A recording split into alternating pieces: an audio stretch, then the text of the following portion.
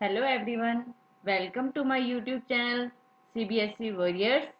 आज हम करने वाले हैं हिंदी व्याकरण में जो हमारा टॉपिक चल रहा था विकारी शब्द, उसका लास्ट पॉइंट क्रिया। आज जो हमारा टॉपिक रहेगा वो कौन सा रहेगा? क्रिया। जी हाँ, ये लास्ट टॉपिक है विकारी शब्द का और इम्पोर्टेंट है, ध्यान से सुनिएगा मैं क्या कहना चाह रही हूँ। टॉपिक स्टार्ट करने से पहले आप हमारे इस चैनल को सब्सक्राइब जरूर कीजिएगा और साथ में लाइक जरूर कीजिएगा। तो चलिए स्टार्ट करते हैं आज का हमारा टॉपिक क्रिया। आज का टॉपिक स्टार्ट करने से पहले हम थोड़ा सा कल की क्लास पर डिस्कस करेंगे कि कल हमने क्या किया था। जी हाँ, कल हमने किया था विकारी शब्द विशेषण का पार्ट 2, जिसमें हमने विशेषण की अवस्थाएं यानी कि जिसे डिग्री कहा गया है उस पर डिस्कस किया था। कौन कौन सी 3 अवस्थाएं बताई थी? मूलावस्था, उत्तरावस्था और उत्तमावस्था। मूलावस्था वो थी जो मूल रूप में थी, जिसका किसी से कोई तुलना नहीं थी, और उत्तरावस्था वो थी जिसमें हमने एक संज्ञा सर्वनाम की दूसरे से तुलना की। और जो उत्तमा थी उसमें क्या होता है? जिसमें सबसे तुलना होती है। उसके बाद हमने डिस्कस किया था जो विशेषण के 2 पॉइंट थे इंपॉर्टेंट, उद्देश्य विशेषण और विधेय विशेषण। उद्देश्य विशेषण, उद्देश्य किसे कहा गया? कर्ता को। और विधेय किसे कहा गया? जो कर्ता के बारे में कही गई बात होती है उसे क्या कहते हैं? विधेय कहते हैं। और जो उद्देश्य की विशेषता बताता है उसे क्या कहते हैं? उद्देश्य विशेषण। और जो विधेय की विशेषता बताता है उसे क्या कहते हैं? विधेय विशेषण। ये हुआ था हमारा कल की क्लास में। और आज का हमारा टॉपिक स्टार्ट होता है जो है क्रिया। आज का हमारा टॉपिक कौन सा है? क्रिया। ये देखिए, अब मैं आपको बताऊंगी ये जो क्रिया है, ये क्रिया है, ये क्या है? ये संस्कृत से ही लिया हुआ है। जो संस्कृत में जिसे हम धातु कहते हैं, संस्कृत में जो धातु होती है वो क्या होती है? हिंदी में क्रिया। लेकिन जो संस्कृत की ये धातु है इसे यूं ही हिंदी में क्रिया नहीं कहा जाता। उसके लिए क्या होता है? जो धातु होती है संस्कृत की, उसके अंदर उसे हिंदी की क्रिया बनाने के लिए उसके अंदर हम क्या जोड़ते हैं? प्रत्यय जोड़ते हैं। ना प्रत्यय जोड़ते हैं, उसके बाद क्या शब्द बनता है? उसके बाद बनता है धातु ना। क्या बनता है? धातु ना। ध्यान से सुनिए, जो क्रिया शब्द है जिसे हम इंग्लिश में वर्ब कहते हैं, जो संस्कृत जिसे संस्कृत में धातु कहा गया है, लेकिन जो संस्कृत की धातु होती है उसे हम हिंदी की क्रिया ऐसे नहीं कह देते।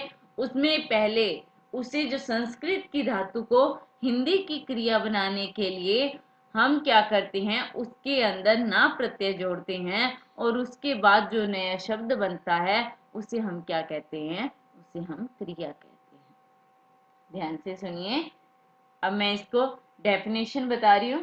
कैसे? जैसे मैंने कहा कि मूल भाषा के, संस्कृत मूल भाषा है, आपको मैंने पहले ही बताया था। संस्कृत से ही क्या है? हिंदी की उत्पत्ति हुई है। संस्कृत हमारी क्या है? मूल भाषा है। ओके। और मूल भाषा के इस धातु रूप में, मूल भाषा के इस धातु रूप में जब नए प्रत्यय को जोड़ा जाता है तो जो नया शब्द बनता है उसे हम क्या कहते हैं? क्रिया कहते हैं। जैसे फॉर एग्जाम्पल, जैसे मैंने लिखा, लिख। लिख क्या है? धातु है। अब मैं इसमें ना प्रत्यय जोड़ दूं तो क्रिया कौन सी बनेगी? लिखना। क्या बनेगा? लिखना। जैसे एक और लिखते हैं हम, जैसे मैंने लिखा पढ़, और इसमें मैंने ना प्रत्यय जोड़ा तो क्या बन गया? पढ़ना। क्या बन गया? पढ़ना। अब बात करते हैं हम इसकी ये जो क्रिया है आपको मैंने पहले ही बताया था, जो ये क्रिया है ये क्या है? ये एक विकारी शब्द है। क्या है? ये एक विकारी शब्द है। जैसे हमने विकारी शब्द किए थे, संज्ञा, सर्वनाम, विशेषण, और ये लास्ट है जो, ये क्या है? क्रिया। ये एक विकारी शब्द है। अब इसकी परिभाषा हम ऐसे भी दे सकते हैं कि वह विकारी शब्द जो किसी कार्य का, वह विकारी शब्द जो किसी कार्य का होना या करना बताते हैं, उसे हम क्या कहते हैं? उसे हम क्रिया कहते हैं। उसे हम क्या कहते हैं? क्रिया कहते हैं। कार्य का होना या करना, होना या करना बताने वाले को क्या कहेंगे? हम क्रिया कहेंगे। अब बात आती है क्रिया के जो प्रकार हैं। क्रिया के प्रकार हैं। आज हम करेंगे कर्म के आधार पर। किसके आधार पर?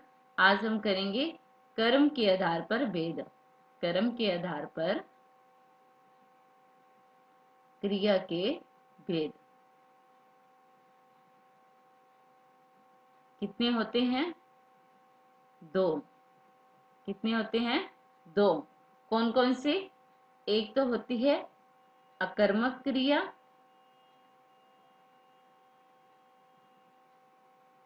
और दूसरी कौन सी होती है? सकर्मक क्रिया। देखिए, ये जो हिंदी है, इसमें कुछ वर्ड तो ऐसे होते हैं जिन्हें देख के ही उनकी डेफिनेशन क्या है, उस शब्द के अंदर ही होती है जिनकी डेफिनेशन। अब हम जैसे सबसे पहले बात करें इस अकर्मक की, तो अकर्मक किससे बना है? अकर्मक बना है ए प्लस कर्म।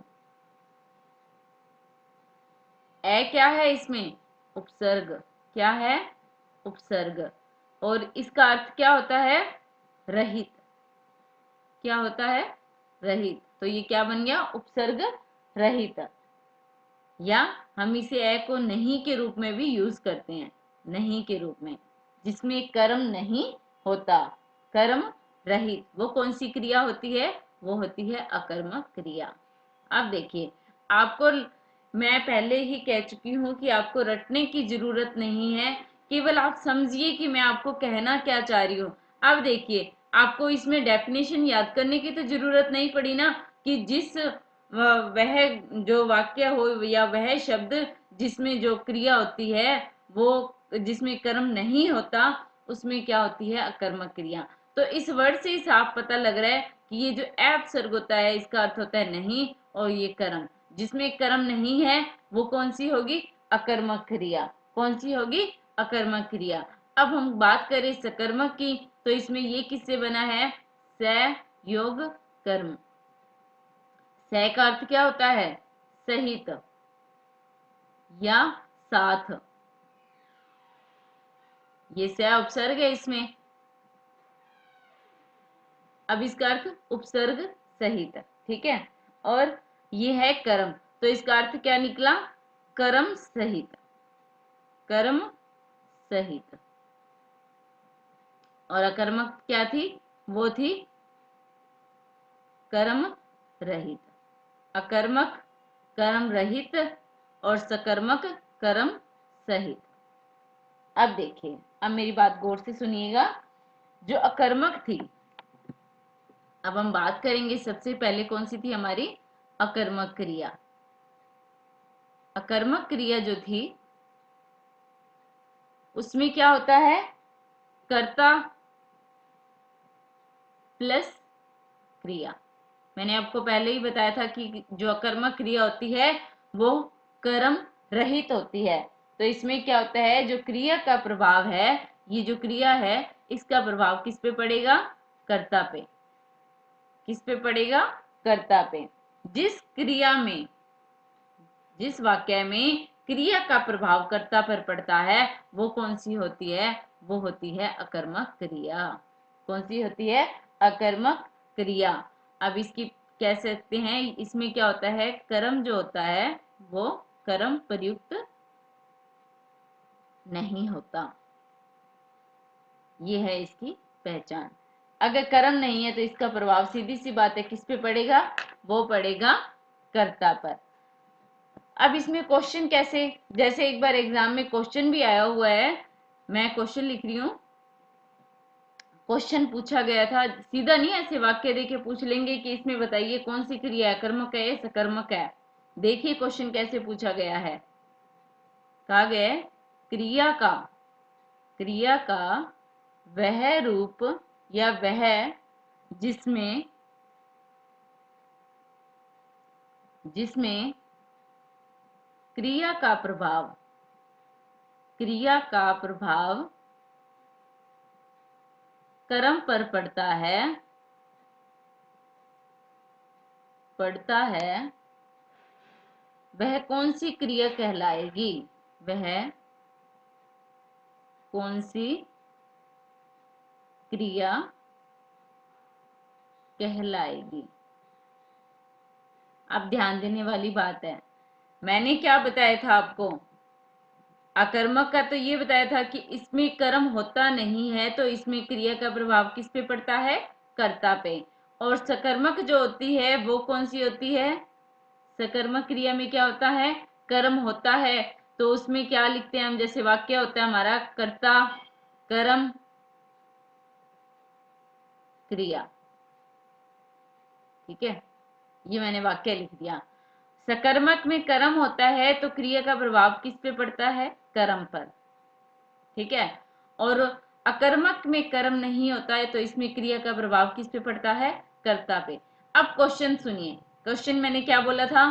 क्रिया का वह रूप या वह क्रिया जिसमें क्रिया का जो प्रभाव, वह शब्द जिसमें क्रिया का प्रभाव कर्म पर पड़ता है, वह कौन सी क्रिया होती है?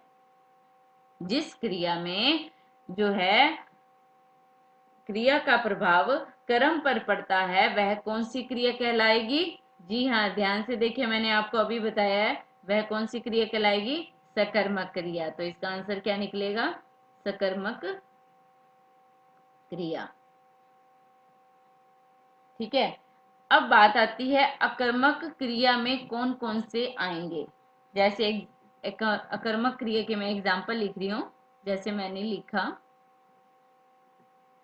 जैसे वे हंसते हैं, वे हंसते हैं। राम चलता है, राम चलता है।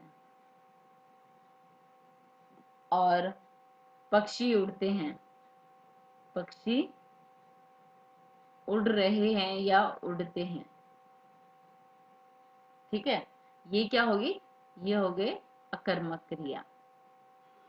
इसमें कर्म नहीं है, देखिए, अकर्मक क्रिया। अकर्मक क्रिया की पहचान क्या कैसे करेंगे? कैसे पता लगेगा ये अकर्मक क्रिया? हम क्या से क्वेश्चन बनाएं इसका? तो ये क्या से क्वेश्चन बन रहा है इसका? नहीं बन रहा। वे क्या हंसते हैं? नहीं। राम क्या चलता है? नहीं। पक्षी क्या उड़ते हैं? नहीं बन रहा। तो जिसमें क्या से क्वेश्चन ना बने तो वहां क्या होगी? अकर्मक क्रिया। जैसे फॉर एग्जाम्पल मैं लिख रही हूं यहाँ पे, आप जैसे मैंने आपसे क्वेश्चन किया कि निम्न में से अकर्मक क्रिया है, अकर्मक क्रिया है। जरूरी नहीं है कि आपको पूरा सेंटेंस देंगे फिर पूछेंगे। वो एक क्या कह सकते हैं, एक वाक्य, एक शब्द भी लिख सकते हैं जिसमें आपको बताना है कि इसमें क्रिया कौन सी है। जैसे मैंने लिख दिया खाना पीना, ठीक है, सोना और देखना। अब ध्यान से सुनिएगा, अब ये मैंने 4 शब्द लिखे हैं। अब मैं अगर इनसे क्वेश्चन बनाऊं, इसके आगे क्या लगाऊं तो क्वेश्चन बन रहा है, क्या खा रही है, क्या पी रहा है, क्या देख रहा है, क्या सो रहा है। अब देखिए, क्या सो रहा है, इसका कोई निकलता है, आंसर निकलता है? या क्वेश्चन बन रहा है? नहीं बन रहा। तो यहाँ पर इनमें से अकर्मक क्रिया कौन सी होगी? सोना होगी। कौन सी होगी? सोना, अकर्मक क्रिया। ठीक है, अब जैसे कई बार ये क्वेश्चन बहुत ज्यादा बार हम सुनते हैं। जैसे क्वेश्चन था कि पक्षी आकाश में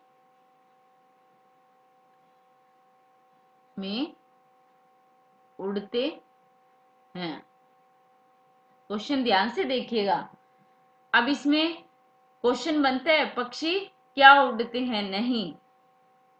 देखिए अब इसकी सीधी सी बात है, ये जो आकाश में है, ये अब ध्यान दीजिए, ये किस में आता है? हम जब कारक करेंगे उसमें उसकी विभक्ति होती है, कर्ता ने कर्म को करण से, करण के जो अधिकरण होता है, अधिकरण में पे पर। अधिकरण क्या होता है? कारक। अधिकरण में पे और पर, ठीक है। ये कर्म तो नहीं है ना, इसमें कर्म नहीं है। और इसमें कर्ता कौन है? कौन उड़ रहा है? पक्षी उड़ रहे हैं। कौन उड़ रहा है? पक्षी उड़ रहे हैं। तो ये क्या है? कर्ता, ठीक है। और ये क्या कर रहे हैं? कर्म कौन सा कर रहे हैं? कर्म इसमें है नहीं। क्रिया कौन सी है? उड़ना। क्रिया कौन सी है? उड़ना।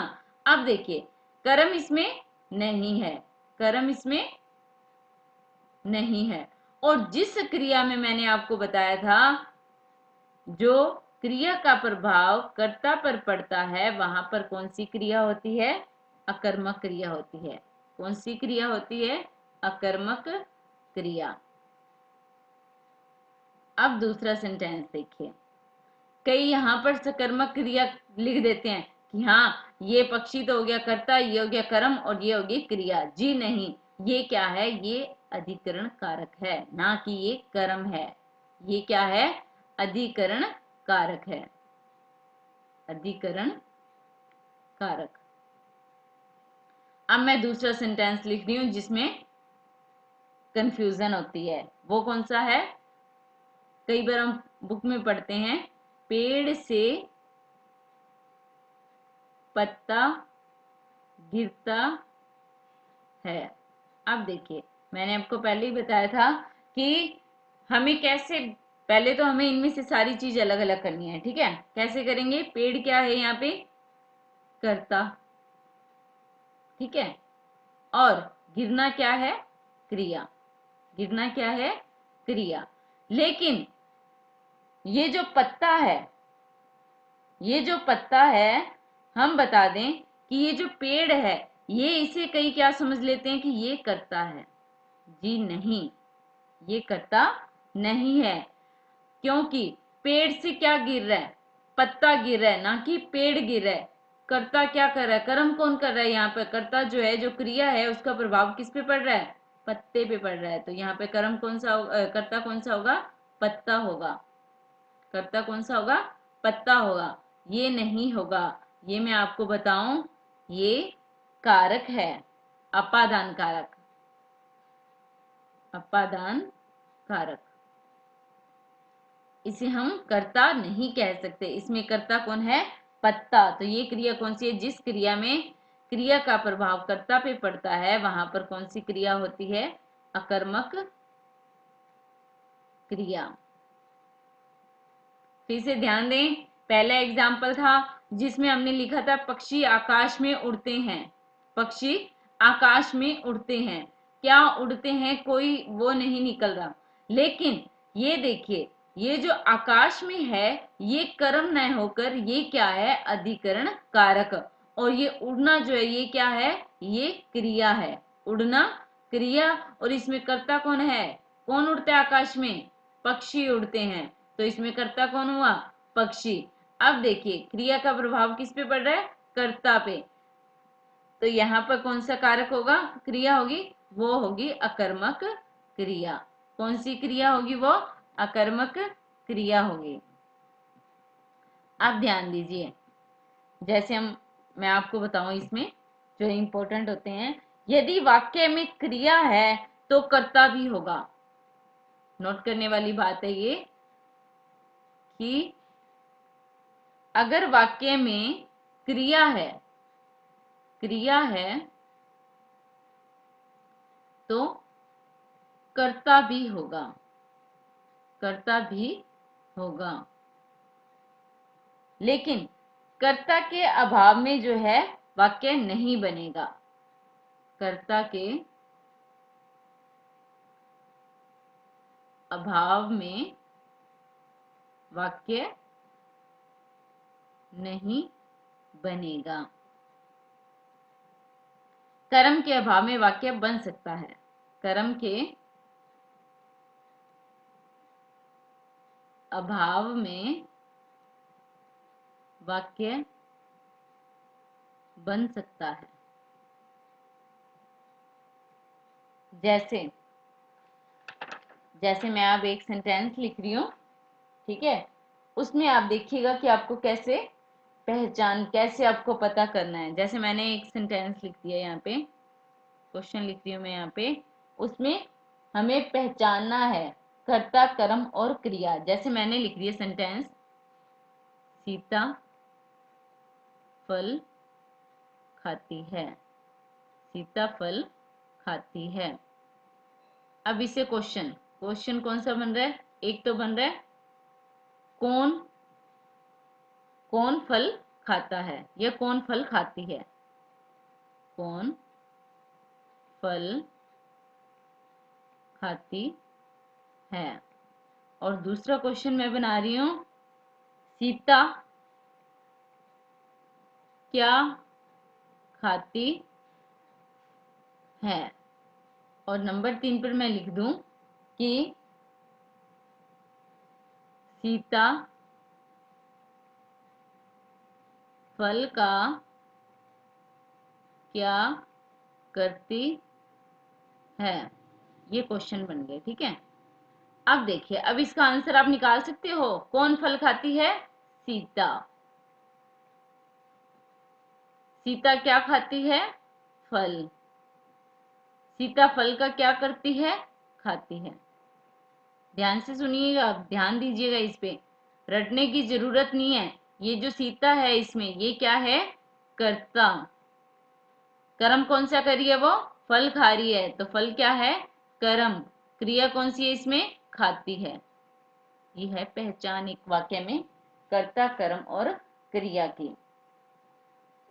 अब नेक्स्ट बात आती है हमारी, जो हम चल रहे थे। जैसे एक और मैं आपको तरीका बताती हूँ जिससे आप पता कर सकते हैं कि इसमें सकर्मक क्रिया होगी या अकर्मक क्रिया होगी। जैसे मैंने लिख दिया कि राम कार चलाता है। जैसे मैंने लिख दिया राम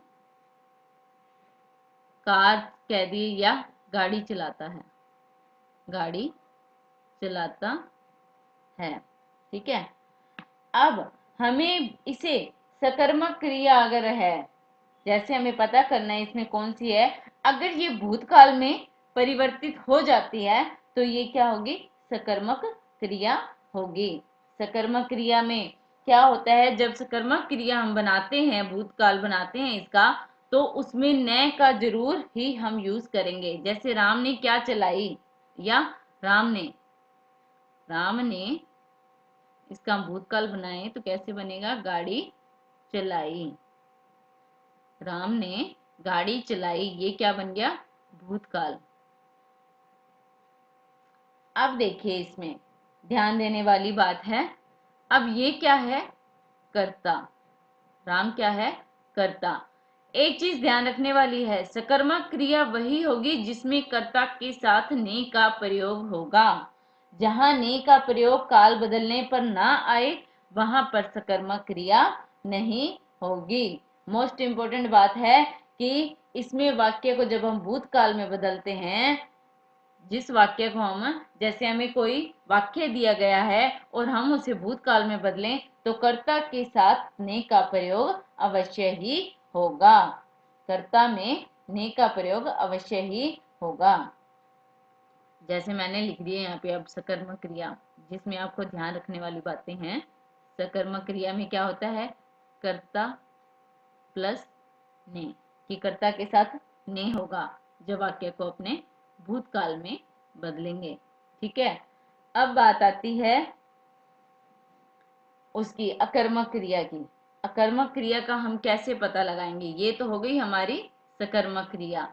सकर्मक क्रिया को जब हम भूतकाल में बदलते हैं तो कर्ता के साथ ने का प्रयोग अवश्य ही होगा। अब दूसरा सेंटेंस लिख रही हूं मैं जिसमें आपको अकर्मक क्रिया का पता चलेगा। जैसे मैंने लिख दिया राम चलता है। अब मैं इसका भूतकाल बनाऊं, राम चला या राम चलता था, राम चलता था, या मैंने इसके भूतकाल बनाए तो क्या इसमें ने आया, राम ने चला, वाक्य क्या हो गया, अशुद्ध। ने लगाने पर वाक्य क्या हो गया, अशुद्ध हो गया। इसमें ने नहीं लगता तो इसका मतलब ये क्या है, ये है अकर्मक क्रिया। कौन सी क्रिया है ये, अकर्मक क्रिया। एक बात और ध्यान रखने वाली है कि वर्तमान काल व भविष्य काल में ने का प्रयोग नहीं होगा। कर्ता के साथ ने का प्रयोग जो है वो भूतकाल में ही होगा। कर्ता के साथ ने का प्रयोग जो है वो भूतकाल में ही होगा और किसी में नहीं होगा। जैसे मैंने पहले सेंटेंस में लिखा था कि राम गाड़ी चलाता है, राम गाड़ी चला रहा है, तो हम जैसे मैंने प्रेजेंट इसमें कहा है कि वर्तमान काल, ठीक है। मैंने पहला सेंटेंस कौन सा लिखा था, राम गाड़ी चला रहा है या चलाता है, ठीक है। इसमें हम ने का प्रयोग नहीं करेंगे। अगर हमने इसमें ने का प्रयोग कर दिया तो वाक्य क्या हो जाएगा, अशुद्ध हो जाएगा। वाक्य क्या हो जाएगा, अशुद्ध हो जाएगा। तो वर्तमान काल और भविष्य काल में ने का प्रयोग नहीं होगा कर्ता के साथ। और एक बात और, अगर आपको यदि वाक्य में कर्म निर्जीव है, मेरी बात ध्यान से सुनिएगा, यदि वाक्य में कर्म जो है वो निर्जीव है तो को का प्रयोग जो है नहीं होगा। को का प्रयोग क्या है, नहीं होगा। जैसे मैं आपको दो क्रियाएं बताती हूं, जैसे नोट करना इसको। जैसे मैंने दो क्रियाएं लिख दिया, बजाना और बढ़ाना। ये दो क्रियाएं ऐसी हैं, इनके साथ कर्म चाहे, इनके साथ जो कर्म होगा वो चाहे संजीव है या निर्जीव है, दोनों में को का प्रयोग क्या है, होगा। को का प्रयोग होगा।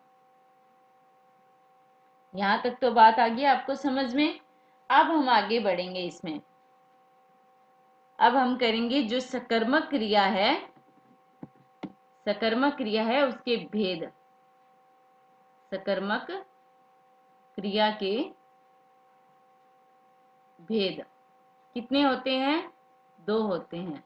कौन कौन से, एक कर्मक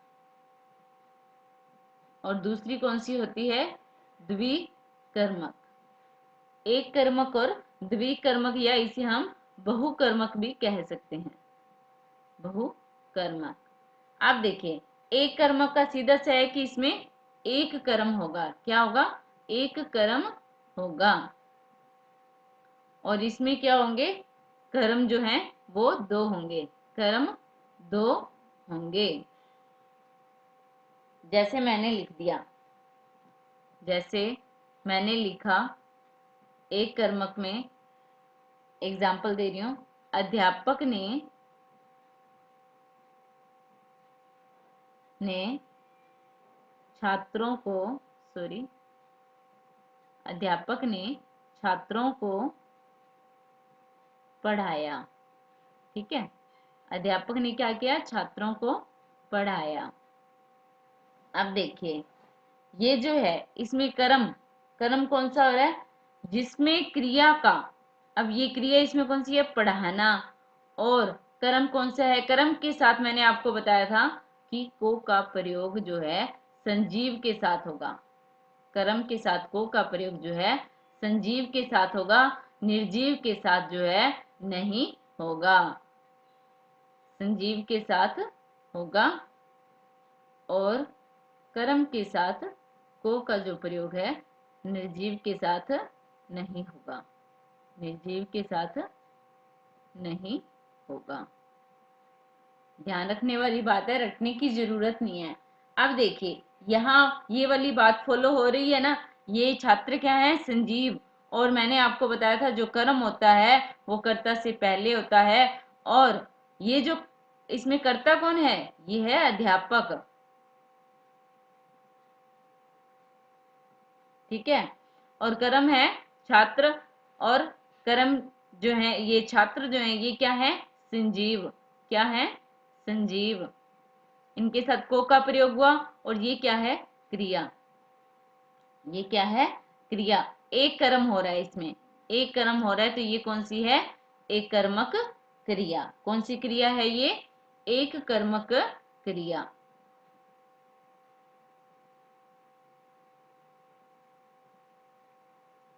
जैसे मैं इसका एक और एग्जांपल लिखती हूँ जिससे आपको और क्लियर हो जाएगा। जैसे मैंने दूसरा एग्जांपल लिख दिया, अध्यापक ने हिंदी पढ़ाई। जिससे आपका वो कर्म का जो मैंने आपको बताया था कि संजीव और निर्जीव वाला, वो इन दो एग्जाम्पल से आपका क्लियर हो जाएगा। जैसे मैंने पहले एग्जाम्पल में क्या लिखा था कि अध्यापक ने छात्रों को पढ़ाया। छात्र संजीव थे, को का प्रयोग हुआ। ये जो हिंदी है ये निर्जीव है। ये निर्जीव है, इसके साथ हम को का प्रयोग जो है नहीं करेंगे। ये क्या है? ये तो है क्रिया। और ये क्या है? कर्म। एक कर्म हो रहा है तो क्रिया कौन सी है? एक कर्मक क्रिया। एक कर्मक क्रिया। अब नंबर 2 पर हम बात करते हैं द्विकर्मक क्रिया की। कौन सी क्रिया? द्विकर्मक क्रिया। इसमें क्या होता है? दो कर्म। दो कर्म होंगे। फॉर एग्जाम्पल जैसे जैसे मैंने लिख दिया कि अध्यापक ने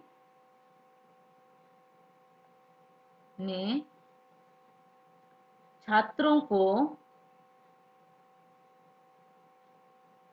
हिंदी पढ़ाई। देखिए इसमें दो कर्म हो रहे हैं।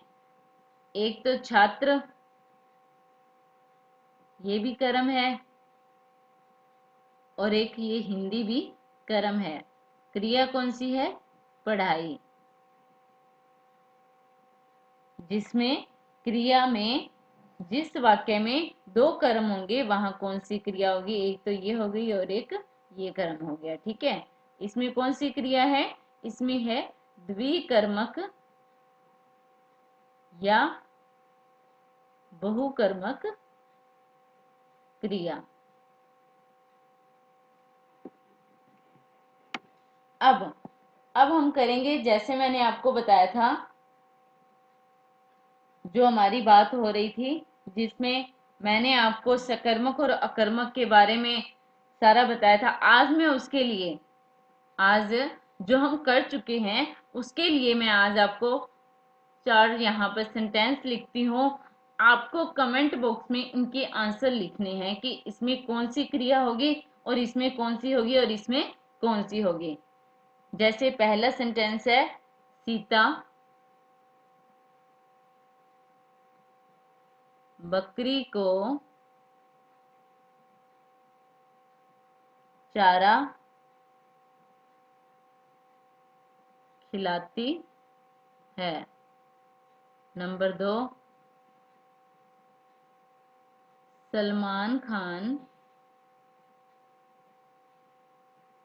ने गरीबों को कंबल बांटे। नंबर 3 पर, न्यायाधीश न्यायाधीश ने अपराधी को मृत्युदंड सुनाया। और चौथा वाक्य है, अध्यापक ने बच्चे को डांटा। इन क्वेश्चनों के आंसर आपको जो है कमेंट बॉक्स में देने हैं। एक बात और सकर्मक और क्रिया आकर्मक क्रिया की मुझे आई है जिससे उनकी पहचान होती है, वो कौन सी है? वो है पद परिचय।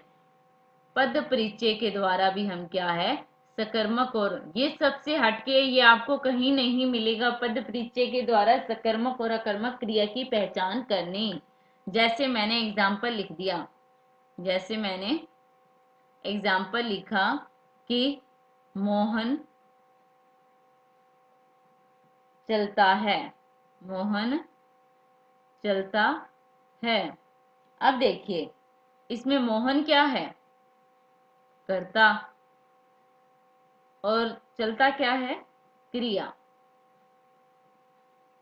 इस तरह से आप जो है पद परिचय के द्वारा भी जो है पता लगा सकते हैं कि इसमें जो है कौन सी क्रिया है। अब देखिए मोहन करता है और चलता क्रिया है, इसमें कर्म जो है नहीं है, कर्म जो है नहीं है, तो ये कौन सी क्रिया हुई? ये होगी अकर्मक क्रिया। कौन सी क्रिया?